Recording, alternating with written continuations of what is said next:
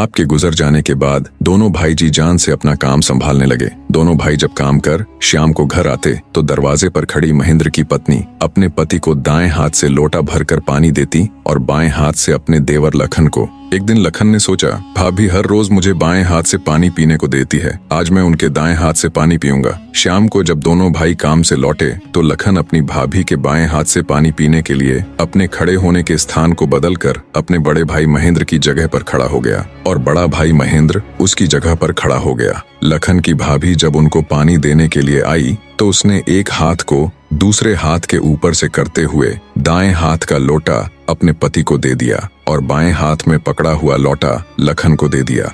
ये देख, लखन बोला, भाभी आज मैंने भैया के स्थान पर खड़ा होकर सीधे हाथ से दिया हुआ पानी पीना चाहा, परंतु आपने अपने हाथों को बदलते हुए मुझे बाएं हाथ से ही पानी दिया। आप मुझे बताएं, आपने ऐसा क्यों किया?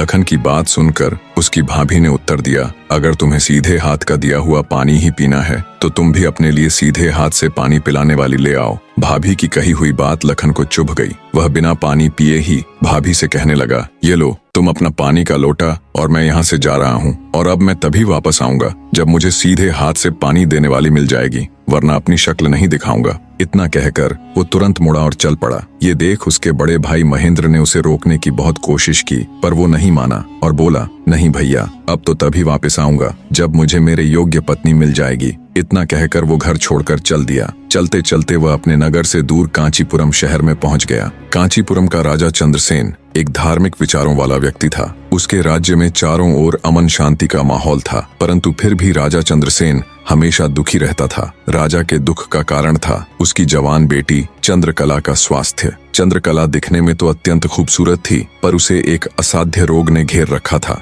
जिस कारण राजकुमारी हमेशा अचेत अवस्था में रहती थी। राजा ने बहुत सारे हकीम और वैद्य राजकुमारी को ठीक करने के लिए लगा रखे थे, लेकिन उनमें से कोई भी राजकुमारी को ठीक नहीं कर पा रहा था। ठीक कर पाना तो दूर, वे राजकुमारी चंद्रा की बीमारी तक नहीं ढूंढ पा रहे थे। राजा को हमेशा यही दुख सताए जाता कि उसकी बेटी का क्या होगा। जब सभी प्रकार के वैद्यों, हकीमों और पूजा पाठ, तंत्र मंत्र से भी राजकुमारी चंद्रकला को कोई फायदा नहीं हुआ, तो राजा ने अपने राज्य में यह घोषणा करवा दी कि जो व्यक्ति मेरी बेटी को ठीक करेगा, मैं उसके साथ ही अपनी बेटी चंद्रकला का विवाह कर दूंगा और उसे अपना आधा राज्य भी दूंगा। लखन जब राज्य की राजधानी में पहुंचा तो उसने देखा कि वहां हर तरफ राजकुमारी की चर्चा हो रही थी। राज्य का हर कोई व्यक्ति राजा की घोषणा और राजकुमारी की बीमारी की बात कर रहा था। जब लखन ने एक व्यक्ति से इस बारे में पूछा तो व्यक्ति ने राजकुमारी की बीमारी से लेकर राजा की घोषणा तक का सारा किस्सा लखन को बताया। सारी बातें सुन लखन कुछ देर वहां खड़ा विचार करता रहा। फिर कुछ सोचकर वो राजमहल की तरफ चल पड़ा।